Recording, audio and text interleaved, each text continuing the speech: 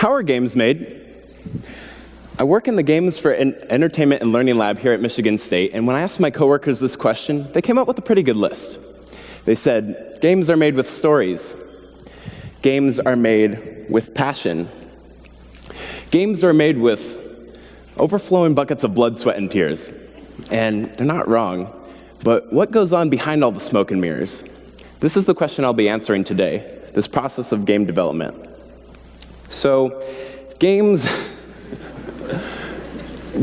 didn't always want to go into game development. It's one of those industries that makes parents worried for their children's futures, and it took me a while to convince my parents that this was a legitimate way of putting food on the table. So, on that note, how are games made? How are these three things connected? Let's play a game here. So, women, adults over the age of 35, and America. Got it? These are all reasons why we should take games seriously. So just last year, the ESA, Entertainment Software Association, found that 155 million Americans play video games. That's close to half of the people in this country. Also, this whole idea that games are only pastime for boys is changing, as we're seeing that 44% of the people who play games are women, and 74% of the people who play games are over the age of 18. So there's a lot more people playing these things than there used to be. Also, we're noting that games are raking in hundreds of millions of dollars a year, and on the global scale, it's in the billions of dollars. So this is a legitimate industry, and to dispel any misconceptions about who's making these things, it's not just scruffy dudes hanging out in their parents' basements anymore. So take Blizzard Entertainment, for example. You might have heard of them. They made that little game World of Warcraft. So in 1991, they had 3 employees. That was it. And then as soon as 2012, now they have 4,700 employees in areas from programming to marketing to sound design. So hopefully that tells you this is an industry that we should take seriously. But those are all statistics. So let me dive into my favorite part, making games. When we talk about game design here at Michigan State University, we usually talk about 3 disciplines. We have art, programming, and design. A sort of game design trifecta, if you will. And these are all so important that without them, few games would be complete. So let's dive into art first. Art is everything that you see on screen. It's my personal favorite because I myself am an artist. So that can be the character designs, the environments, 3D models, animations, menus, etc. So when you're making a 3D game, that'll include, well, first you'll start with concept art in traditional or digital mediums, and then you'll take that into a 3D modeling software. So say, for example, that we wanted to make a baby dragon. We would start with a concept sketch like this, and I don't happen to have a baby dragon running around with me here on stage, so I'm going to be looking at various other animals, in this case a pug. And then we'll bring that into Autodesk Maya. That's my favorite 3D modeling software. And start with something simple. A cube only has 6 sides, so we can think about that pretty easily. And then when we subdivide that, it'll now have 28 faces, and we're starting to elongate the tail and the head just to give a good approximation for the body. And those are some of the basic operations. So since you're all professionals now, we make the rest of the baby dragon. But it's still missing something. It can't move at all, so we need to give it bones. A series of spheres and rods will do the trick for that. And by binding the bones to the skin, now we can animate it. And finally, we slap a texture on it and make it look beautiful. So now our baby dragon's ready to fly into action. This was all actually made for a student project last semester, Ember, made with 4 other game design students from the program. So art is very important because it's everything that we see on screen. So without the artist, there wouldn't even be anything to look at. Moving on to programming. This is code. It's not my favorite, but I will say that these brave men and women come in and make our game actually work. So that could be something as simple as making the forward arrow key move the player forward, or it could be simulating the effects of physics on an arrow, which is what the script does.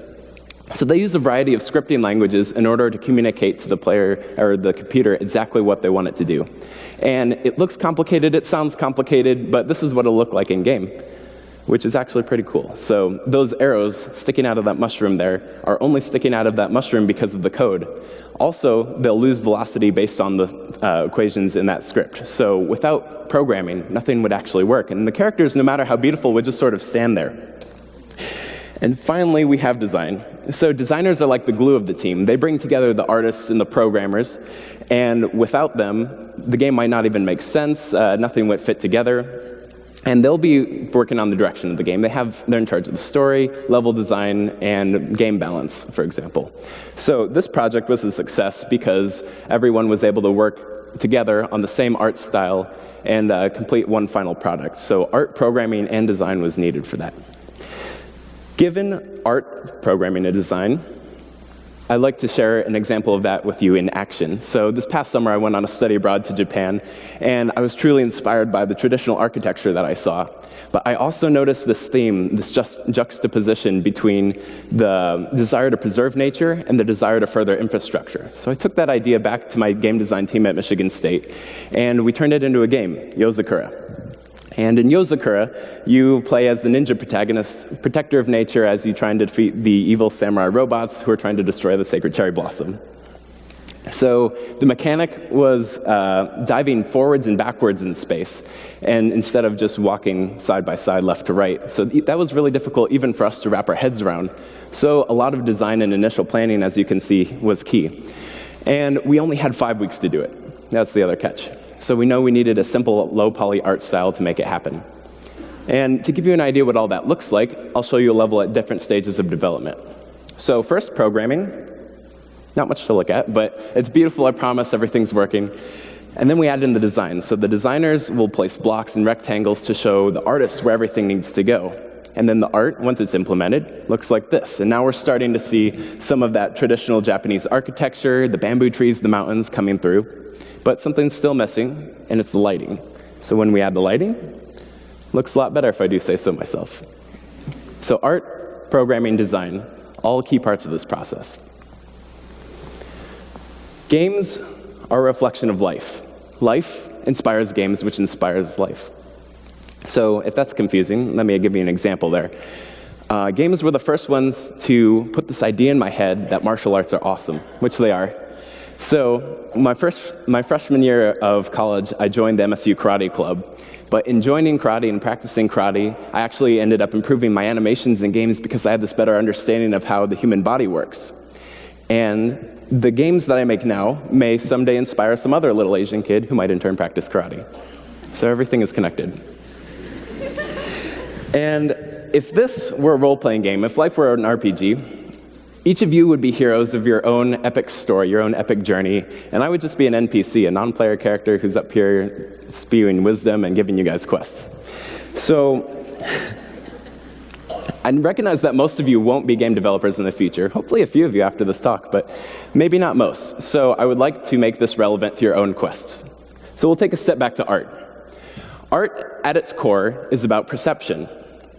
See the world in a different light, have diverse life experiences, because the ideas you'll learn will inform and enhance other parts of your life. So most people talk about traveling the world or studying abroad, and if you have the opportunity to do that, I highly encourage it. It's great.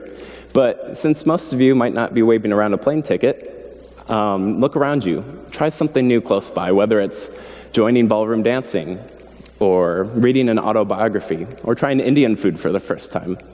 Because that plate of chicken curry is going to help you one of these days. You just don't know it yet. Programming at its core is about iteration. Contrary to popular belief, you don't have to get things right the first time. You're allowed to make mistakes. That's okay. As Henry Ford once said, failure is simply the opportunity to begin again, this time more intelligently. And design. Design at its core is about connections. Take in the world with a critical mind, whether it's going to class or reading an article. Listen to what's being said, understand it, and then challenge it. Find out what your end goals are, because if you can find out that, then you can orient yourself and orient the way you look at the world in relation to that goal. So, we have art, programming, and design, and we have our answer. Games are made by creating harmony and making connections between seemingly unrelated things. So let's play a game. How are you connected? Thank you.